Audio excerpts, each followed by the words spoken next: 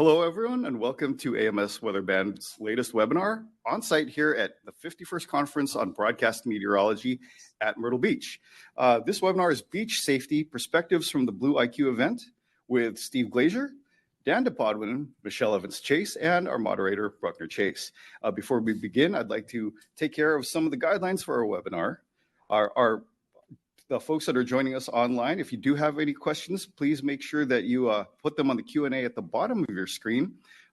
We will monitor those, and as it's appropriate during our session here, we will have those questions answered. And anybody that is in person, if you do have questions, we will have time near the end, and if you'll just present yourself to the mic, we'll be able to get those questions answered. Now, I would like to introduce today's moderator. Thank you, Bruckner, for joining us today and taking care of us. So the floor is yours.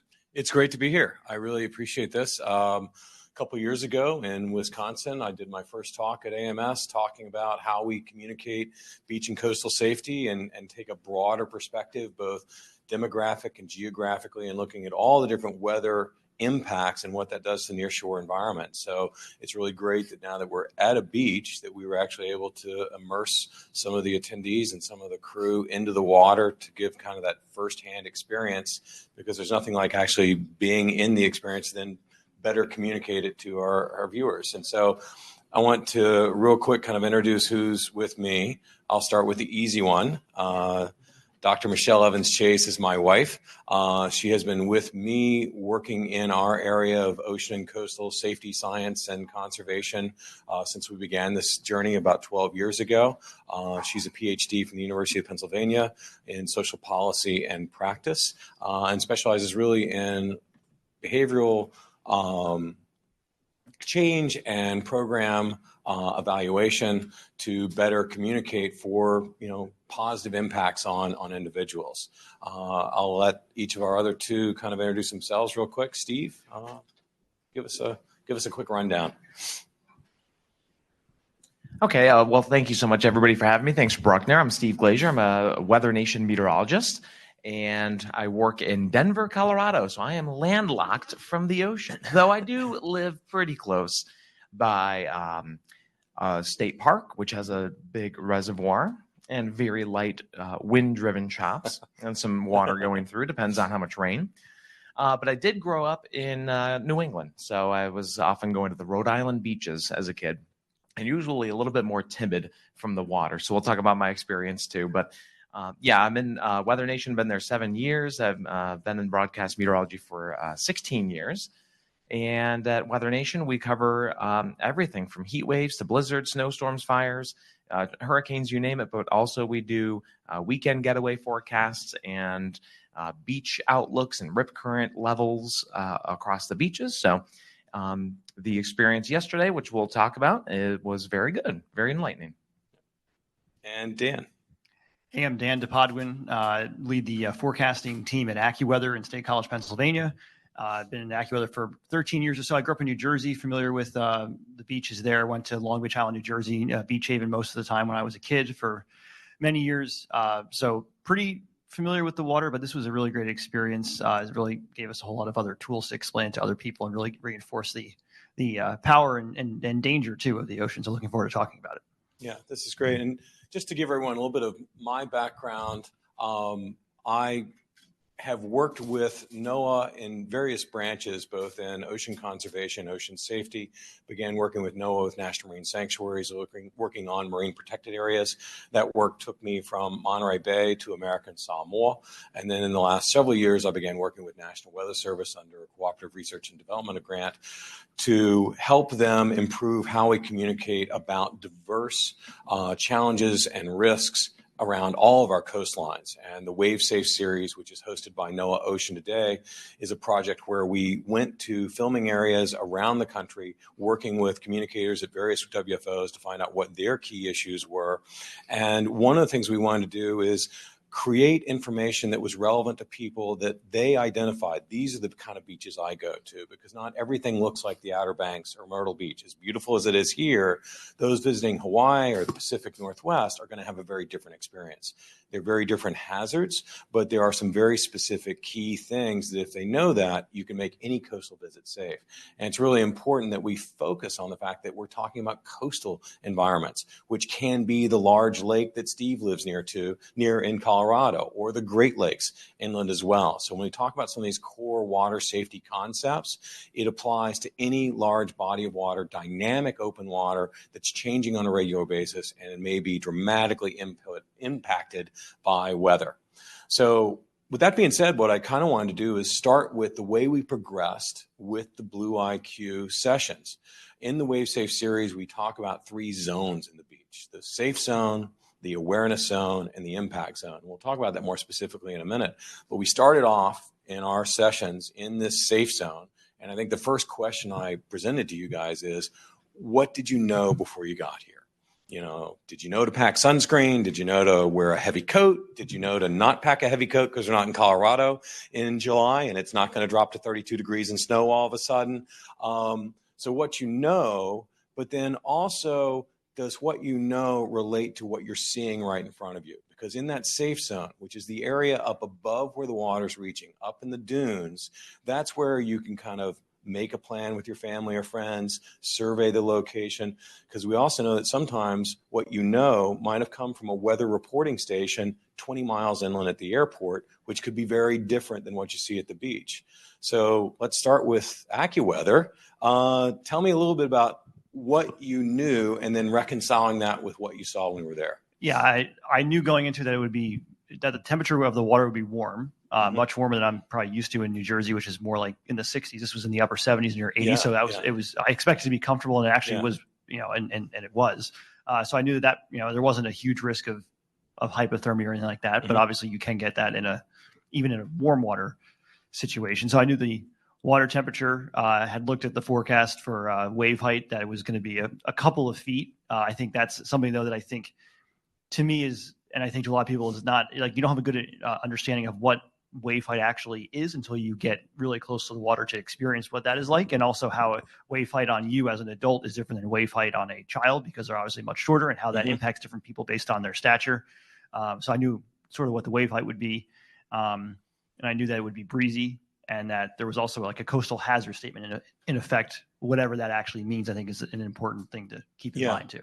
Absolutely. And that's really key. And just to kind of give the lifeguard ocean perspective on what you just mentioned, water temperature, I work as a lifeguard in the South Jersey area. I think right now our water temperature may be 60 degrees. And so when you go into that cold water, whether you mean to or maybe you fall in, there's a cold water shock, and it doesn't take long before that cold water begins to impact motor function. And so if you're in a dangerous situation, you may lose the ability to effectively swim and move out of it. And then wave height. We talk about the myth of common sense, that if you're coming from inland, Missouri or Kansas, and it's your first trip to the beach, 2 feet doesn't sound like much if you're talking about a step that's 2 feet or a ledge that's 2 feet. But a mass of water moving at you every 6 seconds that's 2 feet high is a lot different. And to understand what that might do to you or your child is huge. Now let's move to Denver, since I just talked about being landlocked and inland. Yeah, absolutely. And anybody that's watching the webinar from home, you're not missing anything. The water is cold and the beach is closed. No, actually, it's lovely. It's fantastic. The water temperature is in the upper 70s, and it feels so good. So I'm sorry to say that. Yeah. A little FOMO. But hopefully it's a little flight away from you. So knowing beforehand, getting to the safe zone, I knew that sunrise was at 6:06. That's thanks to Melissa, which you might be able to see on this camera. She told me that. So I knew sunrise was 6:06. I knew we were meeting at 6:45. So I'd need sunscreen and sunglasses and water, because I never go anywhere without those living in Denver, and lip balm, everything to keep moisturized. So those are things I knew to get with me. I didn't really look much at the forecast because I've been distracted, and all my time's been here with AMS. So I didn't really look at the local forecast. I didn't really know the conditions, but I wasn't hopping right in the water either. So I kind of knew those things. It'd be light, and we'd be meeting in the morning. I would need my coffee, so I had some beforehand. But then what I learned when I got down there is that the waves were 2 to 3 feet. There was a fresh breeze. I think Bruckner said it was averaging 10.5 miles an hour with a couple of higher bursts here and there. And it was kind of coming at us from the ocean, generally kind of from the ocean onto the sand. So you could definitely smell that fresh sea breeze or that sea air. But that was also making things choppy. So what we learned when we got there were a lot of the kind of the situational awareness things. And they were, is there any ocean spray? Which way are the waves going? Are they kind of coming straight in or at an angle? Can you notice any currents?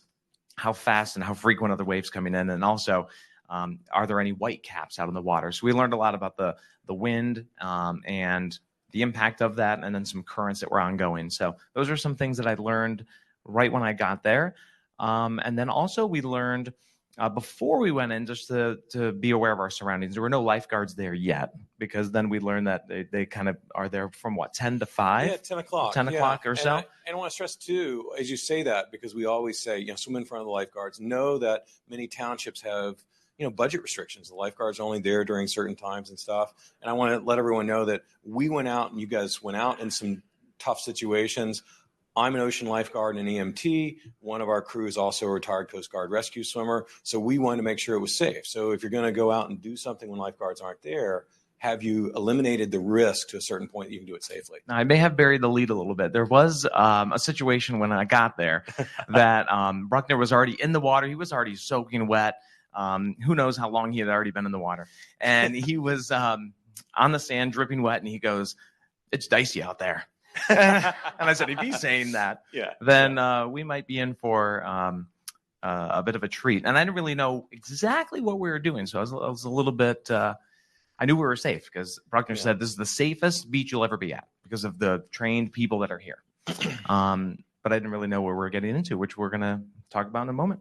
Well, and which was really good. And to hit on a couple of things that you talked about and something we mentioned before, because our real focus on this is how do we better communicate beach conditions and stuff that someone may not be aware of if they don't normally come to the beach.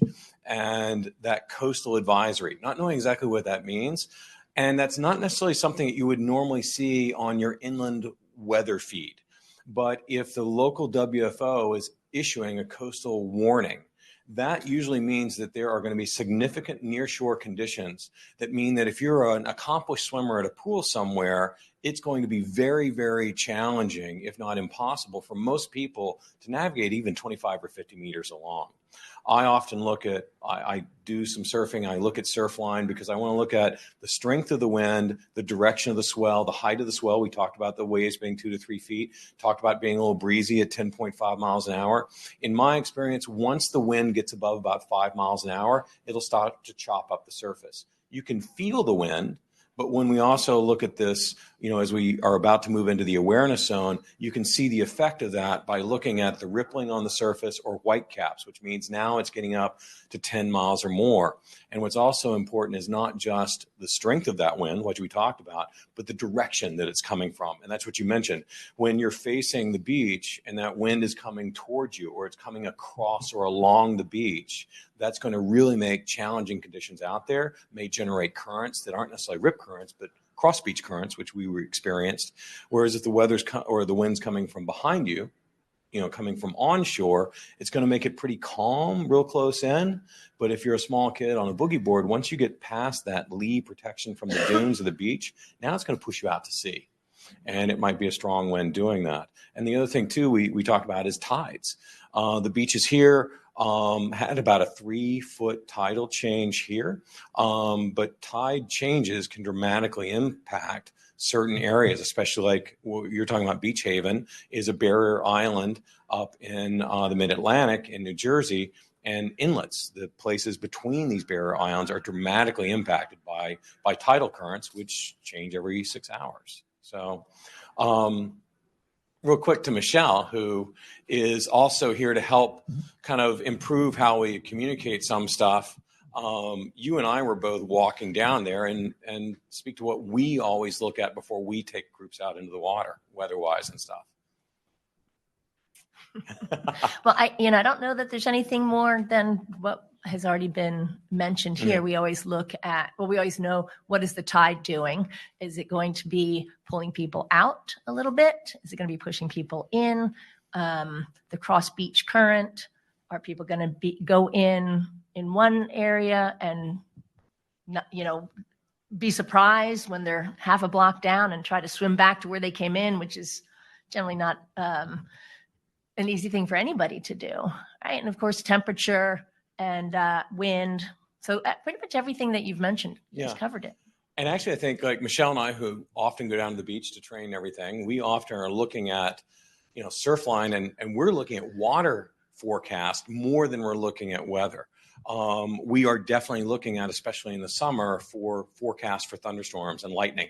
Probably the biggest weather thing that we really look for is if we are 2 miles down the beach swimming or paddling, if lightning is forecast, and knowing that lightning can strike 8 miles ahead of the actual storm front, are we prepared for that? Well, and in early, and we have a question, but in early summer, in particular in New Jersey, when the water is cold and the air is starting to warm, we'll get these like sudden fog banks roll in. And just the other day we were swimming and I was like, oh, my goggles are fogging up. Oh no, the air is fogging up, and so we have to pull everybody in because it can get to where you can't see the shore. Yeah. 50 meters out, you can't see the beach, which means now if you're a swimmer out there and don't know literally which direction the beach is, it can be very dangerous, get very dangerous fast. I've got a question in the audience. I'm going to pass off my mic. I wish I had a chance to join you out in the water, but I'm meteorologist Michelle Kennedy with WXI 12 News in Winston-Salem, North Carolina. We're an NBC affiliate. I have had experience at the coast working in Charleston, South Carolina back in my early career in the late 90s. But each coast is so different. And what I have learned also from some time up in Emerald Isle, which is part of the southern Outer Banks of North Carolina, that each beach is so different and how the waves break. Is there a guide for, and what was always amazing to me is even though I thought I was reading the water well that day, the way that the waves would break right at the shore sometimes were the most dangerous. Yes. Especially for my children who now are a little bit taller and a little bit stronger, but still, I think we had a father here somewhere, possibly Surf City or Topsail Beach, taken down by a wave, broke his neck. We've had a child up north, I think it was 2018, in Kitty Hawk, rogue wave comes in, 5-year-old child gone, found 34 miles up north. So I guess the question is there a guide that you can apply to any coast with wind direction or wave break? Is there something in there that, would be helpful for us to communicate to all of our viewers who are inland but have lots of beach vacations this summer? Yeah. Thank you. I won't answer for Bruckner, but he told me two things that I learned from the class. He said, one, talk to the lifeguards because they enjoy having conversations. They like to talk about that. So then they have a much more local knowledge. And then he said, if there are no lifeguards there, what he likes to do is find a surfer because if they're there, they kind of know the conditions. There's another person there, but also they have a lot more insight because they're, trying to catch the best conditions or know the conditions well. So that's what he recommended, but you probably have more answers. Yeah. Well, I'm going to pass off to Michelle and then I want to expand on this as well. I think probably the best way to start is to just watch the water for some time.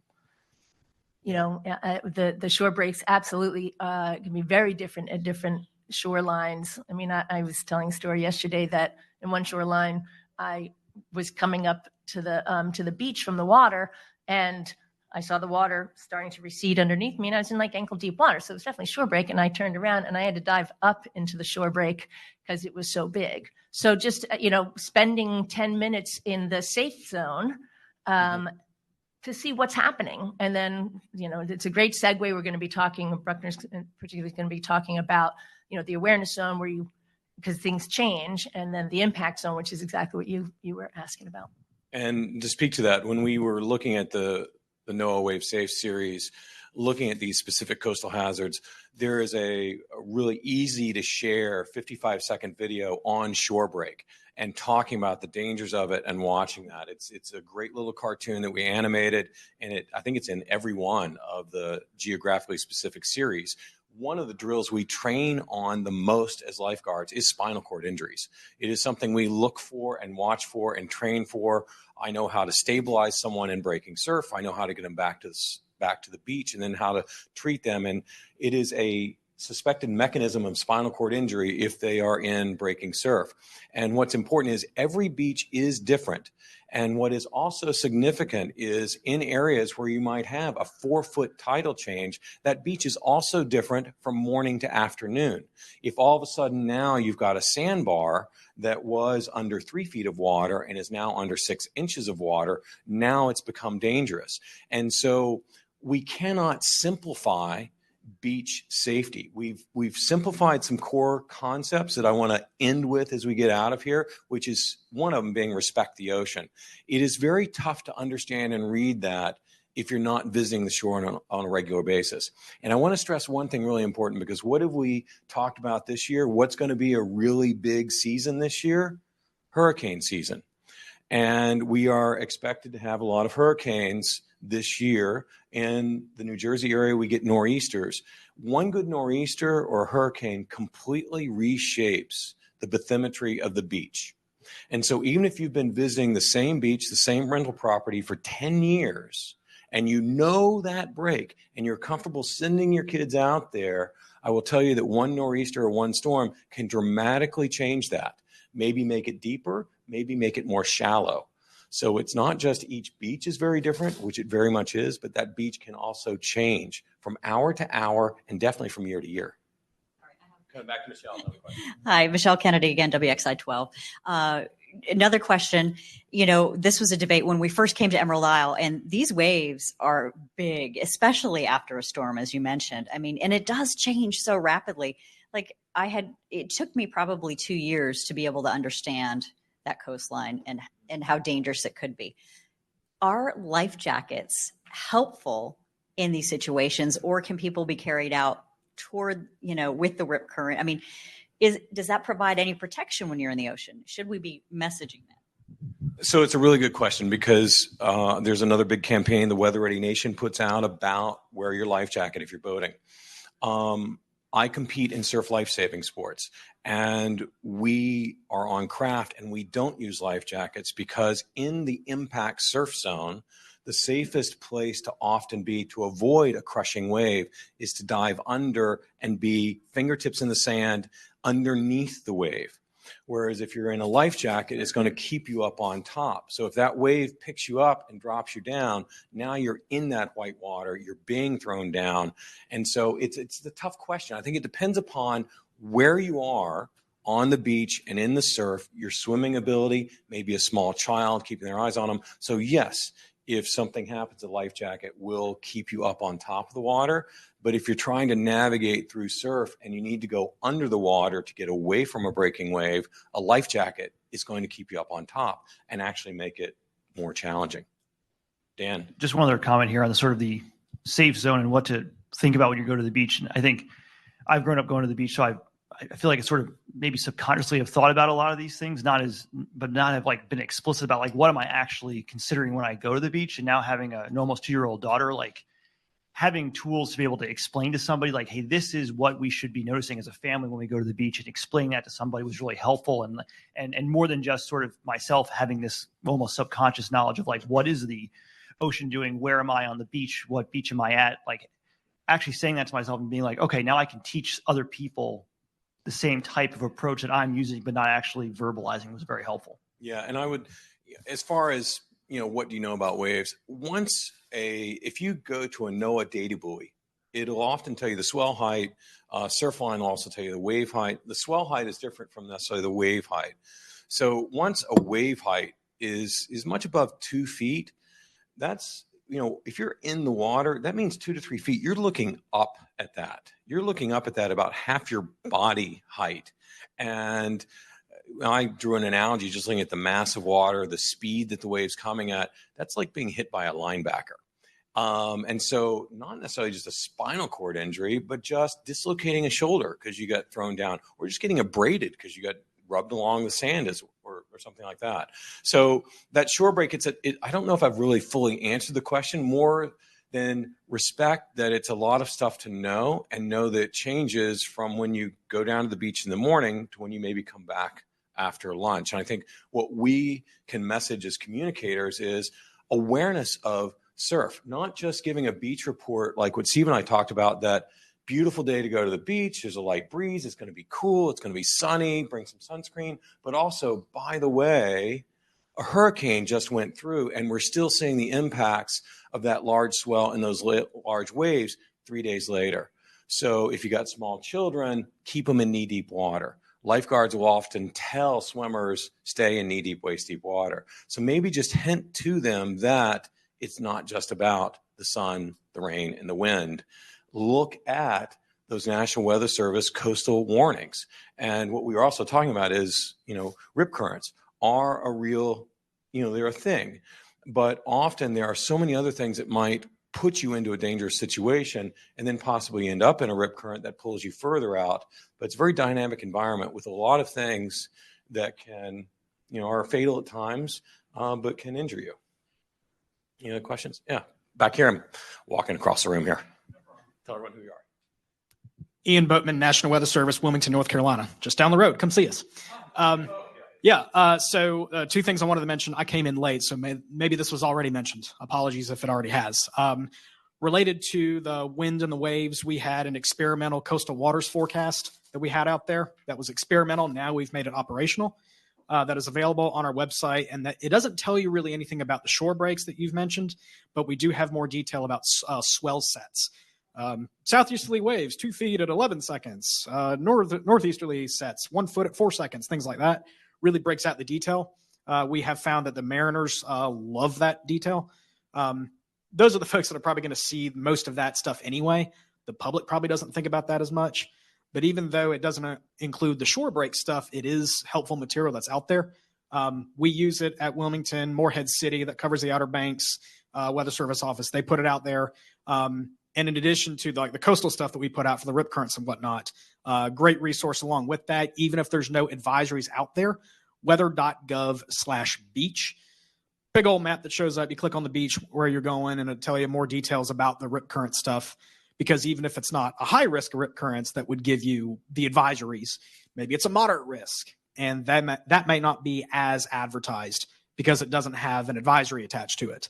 So a good online resource out there for the public, throwing that out there on TV to the viewers, whatnot, just resources that are out there. Sure. Yeah, and I'm going to pass it in just a second. One thing I want to do quickly point out. So we went out yesterday, really dangerous, rough conditions. It was a coastal warning, but it was only a mild rip current risk. And what we experienced, that Long Beach current. So even though the rip current risk was mild yesterday, these were really dangerous situations. One of our meteorologists that was trying to swim out couldn't swim out, which means if they were out, they'd have a hard time swimming back. But the fact that you guys now have that model operational is critical. And I will tell you, often shorter periods make for more intense shore break and rougher waves to navigate through. I prefer a longer period wave if I'm going out to train or surf. Shorter periods, once you start getting under 6 seconds, it's going to be pretty dicey. Yeah.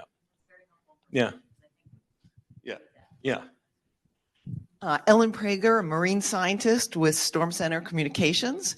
So my question is for Bruckner and for the Mets here is, how do we get people to stop going down to watch the waves when you have high waves coming in or big tide? I'm going to go stand on the rocks. So many times people get swept away and they bring their kids to go watch the waves. How can Mets, what language can they use to help prevent people putting them and their family in danger in those situations? That is a great question. I will pay you after this. So what she was talking about is kind of what can you do? We want to keep lifeguards dry. We want to prevent dangerous situations. As soon as someone starts going in the water for a rescue, anything can happen. Like, we're trained for it, but once you're in the water, once you're in the thick of it, it can get more dangerous. Multi-victims, all bunch of stuff. So she's talking about what happens when you end up in the water and you didn't mean to. It's one thing to be dressed to go swim and ready to go swim, and you're in the water, you know what you're getting into.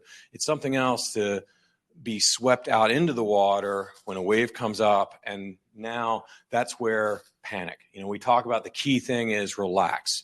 Give people time to come and help you, for the EMS system to be activated, for a lifeguard to come and find you.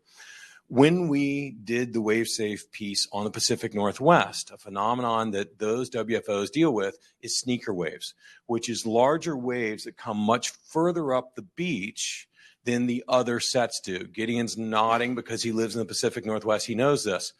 And so often in the Pacific Northwest, you don't have these long expanses of beaches like Emerald Isle, like Myrtle Beach. You may have pocket beaches. Whereas if you end up out in the ocean, that beach is maybe 100 meters wide.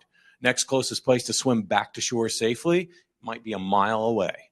And so these sneaker waves that sweep up because someone's down there with their family, they're poking around the tidal pools. Now they're getting pulled out into water. Pacific Northwest, they're fully clothed. The water's 54 degrees. They're not going to last long. And I think we talked about in the safe zone, watching the waves. Many people, I'll see them come to the beach and they look for a minute or two and go, oh, it's fine. I watch the water 10 to 15 minutes at least, because waves will come in sets. Conditions will change. It's not always the same. If you watch for a minute, it might change dramatically in 10 minutes, and you get a bigger feel for what's going on. With these waves that sweep you out, I think that take a look at the Wave Safe Pacific Northwest. There's some great pieces you can pull out that have dramatic footage of people being swept out. We were filming in Santa Cruz, California, and large breaking waves hit someone, knocked them off a cliff. Now they dropped down 15 feet into Monterey Bay, cold water. The lifeguards took a while to mobilize because they had to come and get them with a jet ski. Luckily, the person was saved and brought out, but severely injured from the fall and hitting the rocks and getting knocked around. We call it a safe zone for a reason. It's where the water cannot reach you. And as inviting as some of these environments may be, the cliffs off of Santa Cruz, the jetty off of Ocean City, New Jersey, or Beach Haven, it's important to recognize that these larger waves can sweep you out. Situational awareness. And now we're kind of in this awareness zone. Yeah. And just want to make mention, in case we have some North Carolina, listeners and South Carolina listeners, I think of Sullivan's Island. And that's a very good example of where those currents, because you've got a narrowing of that coastal area, so many drownings have occurred there. There's some rocky spots, I believe, too. And then I think about the Charleston Harbor, having worked there, we had the same issue where people were out in the waves, either surfing or just taking a boogie board just to have fun. And then they ended up on the rocks and needing to be rescued. Or injured as well. And then even in Emerald Isle, you've got these areas that look it looks calm unless you know the area and how quickly that current is moving. Your kids could be taken away, and then you've got folks who boat out there and who set up, but then you get stuck in that current and you could really experience a really dangerous situation. Yeah, and in dangerous situations, we often talk about coastal fatalities. That's one of the things that National Weather Service looks at, surf zone fatalities. And if you look at a study by Life Saving Society Canada, they found that 4 to 5 times for every fatal drowning, multiply that by 4 or 5, that's the number of hospitalizations due to a traumatic surf zone event. We got a question online. Make sure it's actually working. As we're transitioning from awareness to the actual, or from the safe zone to the awareness zone, the question was brought up online. We're talking about adults making these decisions and being aware. And the question that was posed is there a general age where you found kids are comfortable with the knowledge and the skills that, you can maybe leave them where you don't have to be right next to them in the water? And to kind of also follow up on that, is there an age where you feel that kids have been able to fully grasp a lot of these concepts as well? I think it's around 60, 65. But fortunately, we have a social scientist here who studied adolescent brain development. So Michelle Evans-Chase, I'm going to let you take this. Thank you. I'd like to address real quick Ellen's question as well about how do we affect behavior? Right. So we're really talking about intentional behavior. How do we get people to make the decision to do one thing or another, to intend to? And it's, there's, the theory of planned behavior. It's great. but it's a little complicated, so I won't go over the whole thing. But part of it, something that, knowledge is only one piece, right? So we can get people to understand it, to believe it's the right thing to do, have awareness and all of that. That's just one piece. To believe that they can do it is another piece, which can be a problem with the rip current messaging that I often hear and something we talked about quite a bit, just swim in. If you're caught in rip current, swim across and just swim in. That, in my mind, is creating this false perspective that it's not hard. The last piece, of course, between intention and behavior is ability. Can somebody do it? And that's where where people die from rip currents, because they may believe I can just swim in. And then, as we experienced yesterday, it was rough, that impact zone. So another piece is normative. Do the people around me also agree that this is what I should be doing? And I think that that's where our messaging can also be targeted. I was on the beach yesterday and I saw these two young girls, probably 10, by themselves with boogie boards. And I saw a guy who was clearly not their father say to them, you should be on the beach. You shouldn't be in this water. And so if we can increase that as well, that when people are going on the rocks, if it is the community norm or the peer norm, and that this is going to get to your question, then maybe we can reduce, people saying, hey, dude, don't go on those rocks. This is not the time to do it. So it is a complicated question about ocean safety and age, because it might be that a 12 or a 13-year-old may be safer, which I don't think we want to leave a 12 or 13-year-old by themselves on the beach. Might be a little safer than the 15, 16, 17-year-old, because during that age period is when, during development, peer centrality is increasing, as well as risk-taking or sensation-seeking. And so they, with their friends, they're on the beach and it's like, yeah, let's go, just do it. And so when they're at home, they're like, yeah, I totally agree. We shouldn't go in if it's big. They go with their friends. They're like, yeah, that looks really fun. And that part of their brain that's like, oh no, that's dangerous, is very quiet. And that part that's like, yeah, that's really fun, is really loud. And so it can be that the 18-year-old males in particular are probably the last to be on the beach by themselves. Yeah. Does that get that? Yeah. And I used to joke, I came from a pool swimming background, and every once in a while someone would ask, well, what's the difference between coaching masters and age groupers at 10-year-olds, so adults versus 10-year-olds? And they said, well, what's the difference between coaching the two groups? I'm like, their vocabulary. And so it's, swimming is a great equalizer, and how we interpret what does swimming really mean, and what's your swimming capacity in a pool versus in a dynamic environment, and really paying attention to the semantics and the words that we communicate and the context for the audience that we're talking to. Here we go. Hi, Bartner. Dave Jones with Storm Center Communications. I just had a quick question on swimming in tidal waters that don't have a lot of waves. So, we live in Annapolis, Maryland, the mouth of the Magathie River that opens up into the Chesapeake Bay. It looks pretty calm on the surface, but you go out there and swim a little bit, and all of a sudden you could be, you're taken down by a current that might not be really visible. How do you observe something like that? Or what kind of advice can you give people who are going to be swimming in that area to just, hey, be careful and be aware? Ellen said, don't go in, which is actually something I would say as well. And I want to move into the impact zone pretty quickly, because I know we're having a great conversation, I think. But off the Barrier Islands in New Jersey, there's these beautiful looking bays that look really calm. If there's no wind, they're very inviting looking. We'll see a lot of, triathletes or open water swimmers just see water and go, I'm going to swim there. And the first thing I would start with is tides. I mentioned just mentioning tides to your audience, going, look at what the tide chart is, and at a tide location close to there. So it is hard to see those tidal currents that are moving in slow water. I train in these back bays, and I know that if I go within an hour of a low tide at this point, that outgoing current from this large, massive body of water, which is the Great Egg Harbor Bay, through the narrow inlet out into the Pacific, it will be moving far faster than a rip current. We're talking 3 to 4 miles an hour that current will be moving on, and it won't dissipate in 50 meters. It won't dissipate until it's a half mile out in the ocean. It will keep pulling you away.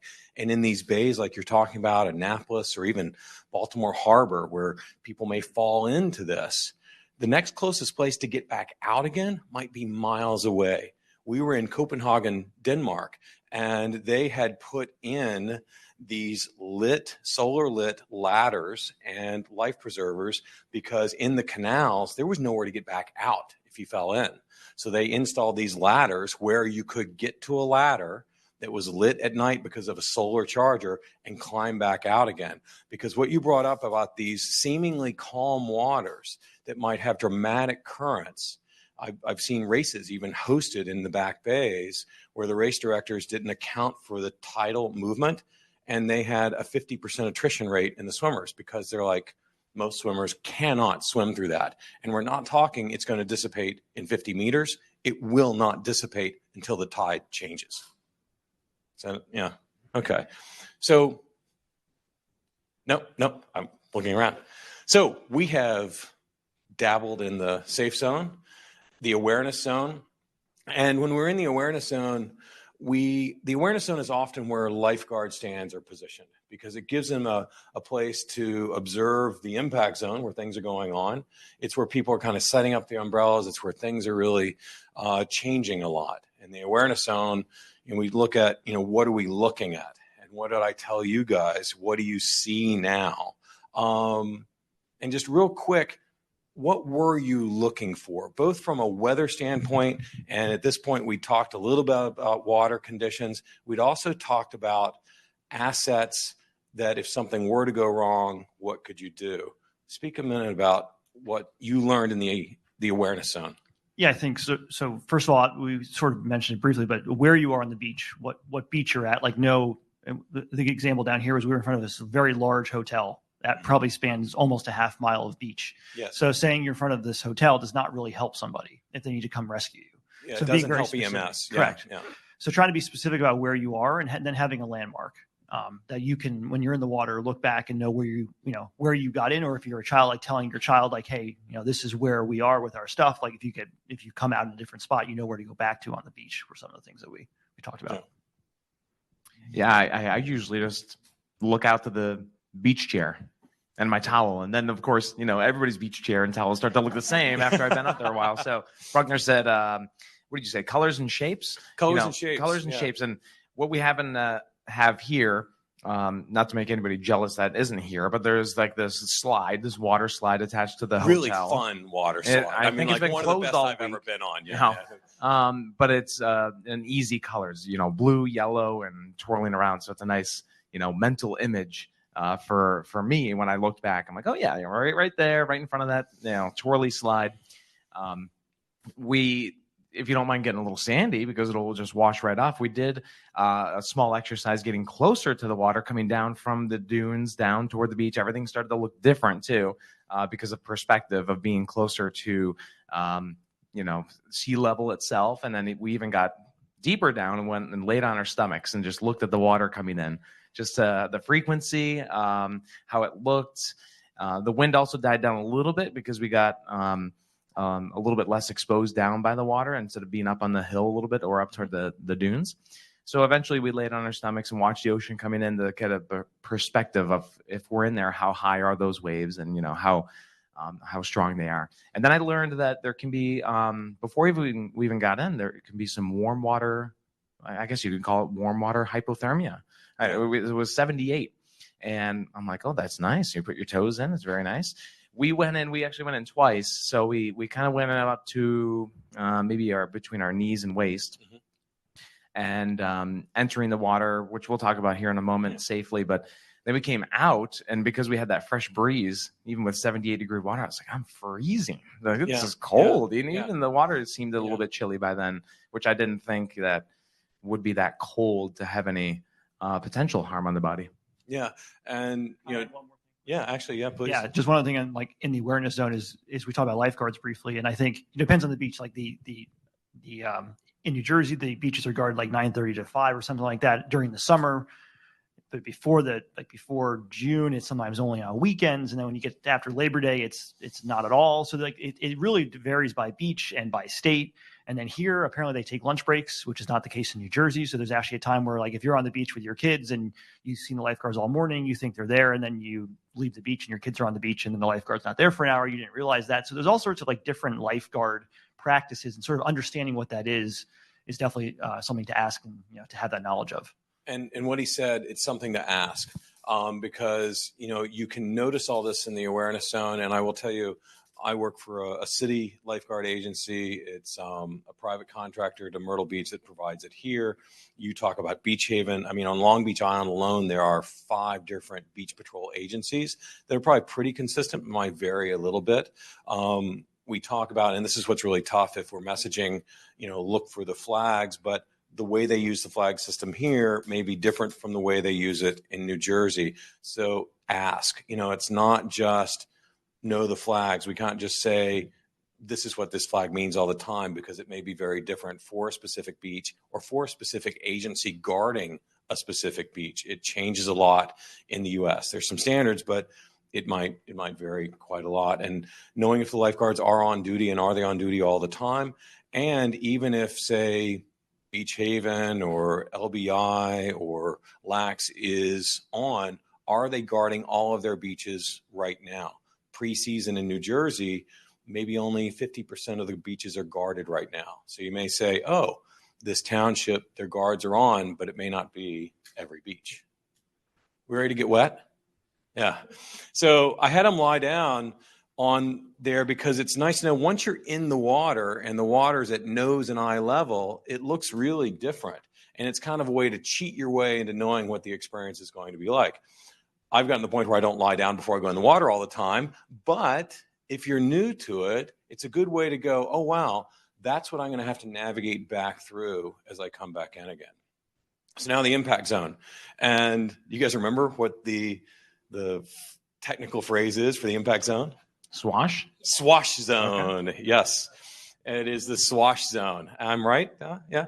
So swash zone it may vary a little bit by beach, but it's kind of the wet sand back to where the water is receding back to the next breaking wave. And in that area, it is chaos. There is so much interacting. We talk about rip currents, and rip currents are this narrow body of water that's tracking towards the ocean.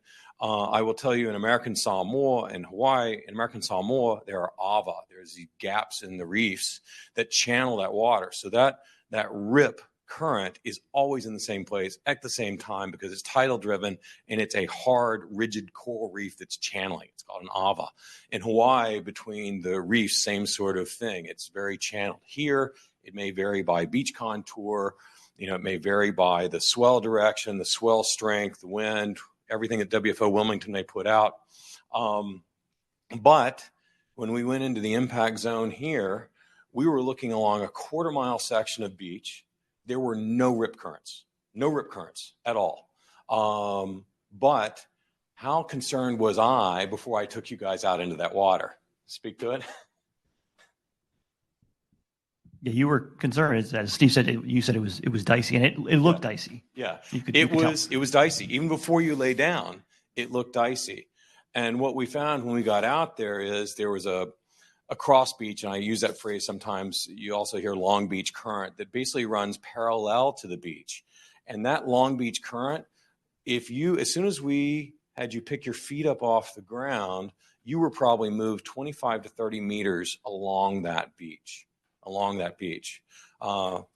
Steve, you want to say something about that real quick? Oh, I was just getting excited about getting in the water because what I learned after that of feeling that current too is going in sideways, not walking straight at the water, 1 foot in front of the other, because you can get hit right in the abdomen and hit and driven backwards, but kind of sidestepping, taking a stance almost like you're snowboarding or surfing. Yes. You have 1 foot behind you, one in front of you, and you put your hip into it so that way less of the wave hits you in terms of a force, and that helps us to get into the water. And you're kind of braced for it. And actually, why don't I let you just run with this? Oh, well, I mean, after the that, Denver guy really soaked this up. So I did, yeah. We talked about how to navigate in and out through the surf. So hit the rest of it. Yeah. So that helped a lot to get us in. And then that second time we went into the water, we went a little bit farther. And then the best piece of advice and tactic that Bruckner was showing us, and Michelle too, was going under the waves, because I had been tossed in numerous waves in the past, in the force of them coming down and just throw you right down. But going under them with your hands out in front of you to prevent you from going face first into the sand, and made it so much easier. But it did. So Bruckner, at one point, it was almost like it was like a drill. It was like we're on a football field. Like you had to get down and then back up and get down. He was yelling out commands. He's like, okay, under the wave. And then we call them blue burpees. Blue burpees. Yeah, that's a new phrase. That's what we're going to call it. That's blue what it felt burpees. like. Because you end up, as you go under, you're kind of almost like a Superman, like a superhero position. Your feet are out, your hands are in front. But with the waves coming in every few seconds, it got tiring. At one point, I was like, I'm running out of air here, going under, holding the breath, and then going back up and under, and wiping my eyes, seeing the next one, and then going back under, and then almost got a bit disorienting because eventually you're like, oh, which direction am I facing now? Where's the next wave coming from? So it was quite a bit. It was very active once we got in there and did our blue burpees. Yeah, blue burpees. That's going to be a thing now. There'll be a whole new exercise program of blue burpees.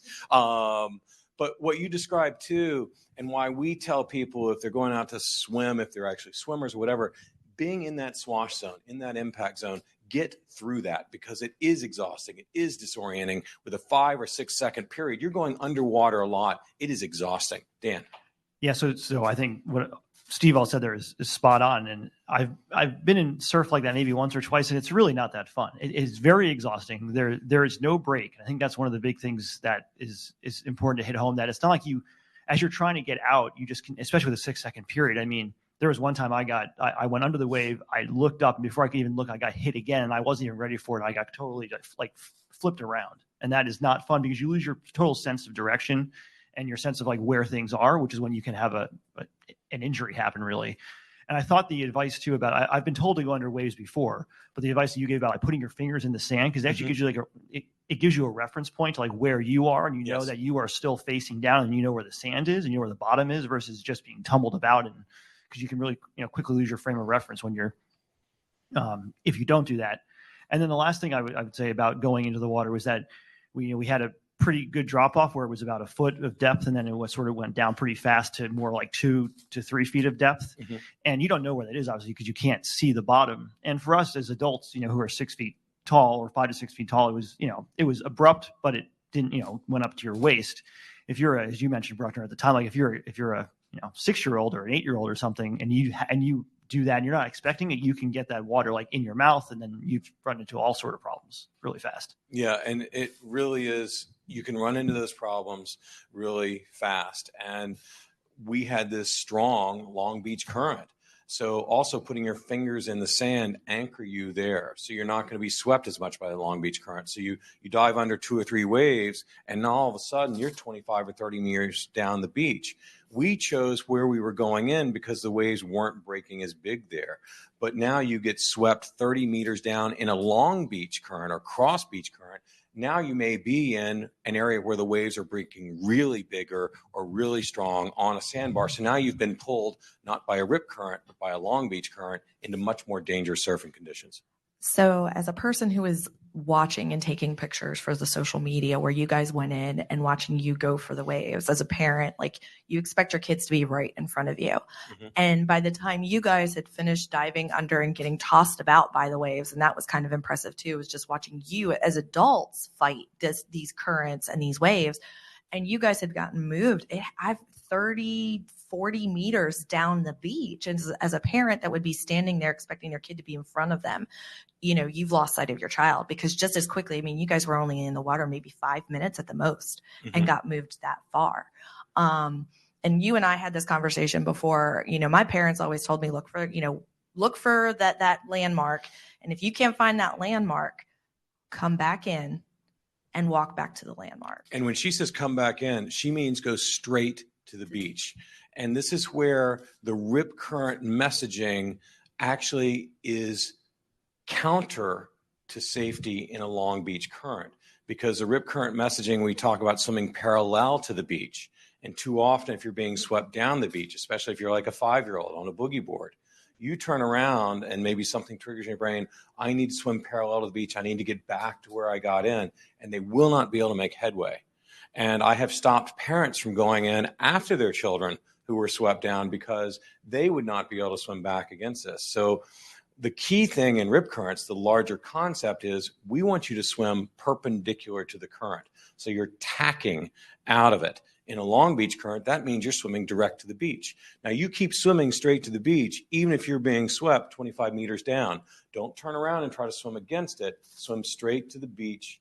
Even when your feet are on the ground, the waves can lift you up and still make it feel like I may not be able to get to dry sand. And I will tell you, as a lifeguard in rescues, the place I become heightened aware and most concerned is controlling the situation in those areas in that zone. Yep. So we are almost out of time, unfortunately, on the webinar, since we do have people that are going to be coming in for our next session.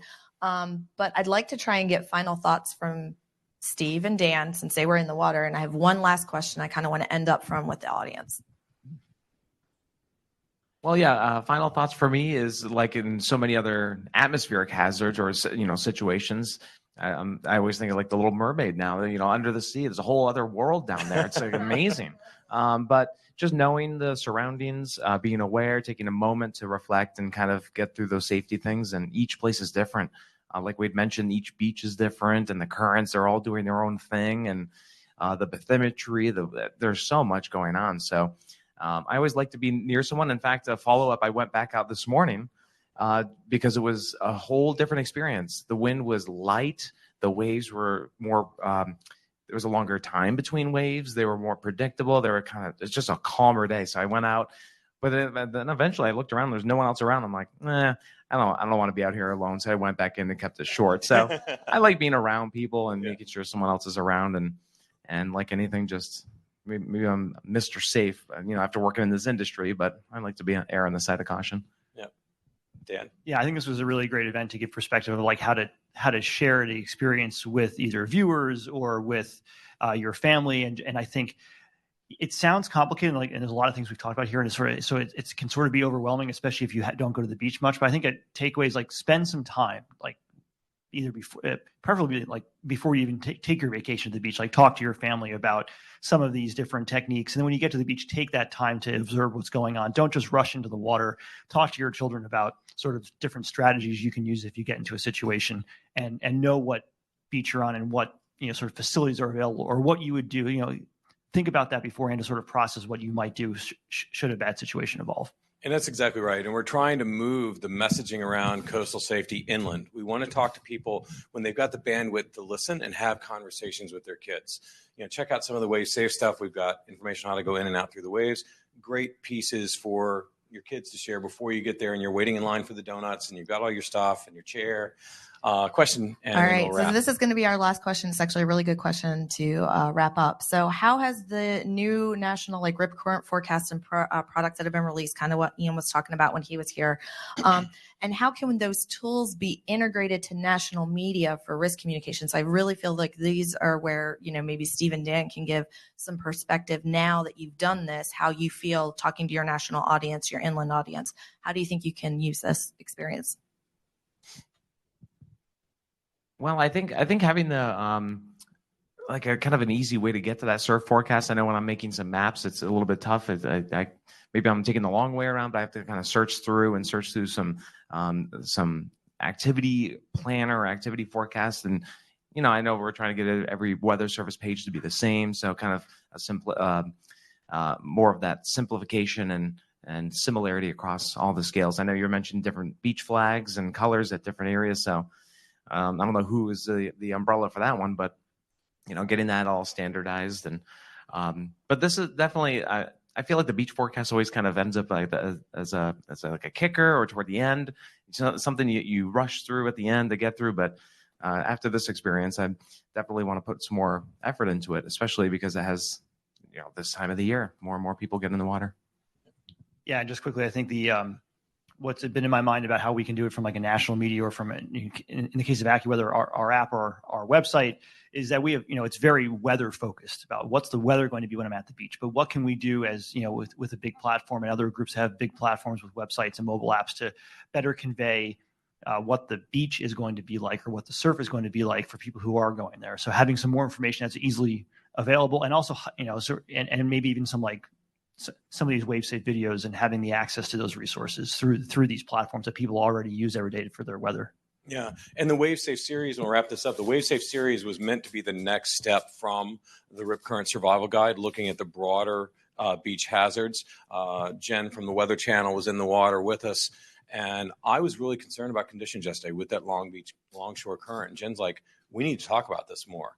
The Weather Channel started highlighting inlets in the Panhandle, going, tidal currents affect these areas, be aware, be alert. And I think you don't need to explain all this, and it may be a while before we get standardized flags, but kind of introducing them to the questions to ask locally. And we'll leave it off with 3 things, no matter what beach you go to. Philosophy, respect the ocean. Mindset, situational awareness.